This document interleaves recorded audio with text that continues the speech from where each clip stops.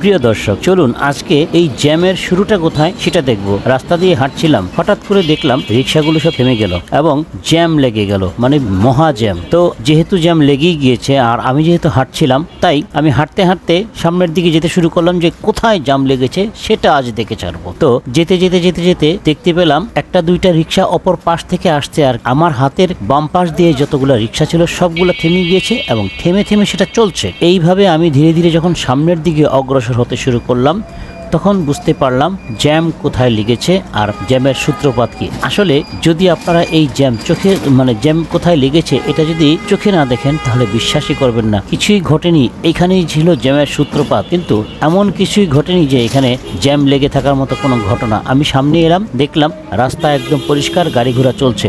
এই হচ্ছে আমাদের দেশের অবস্থা, এই হচ্ছে আমরা, আর এই হচ্ছে আমাদের দেশের মানুষের অবস্থা। আমরা যত্রতত্র যা খুশি তা করে বেড়াই আর যেখানে খুশি সেখানেই জ্যাম লাগিয়ে বেড়াই।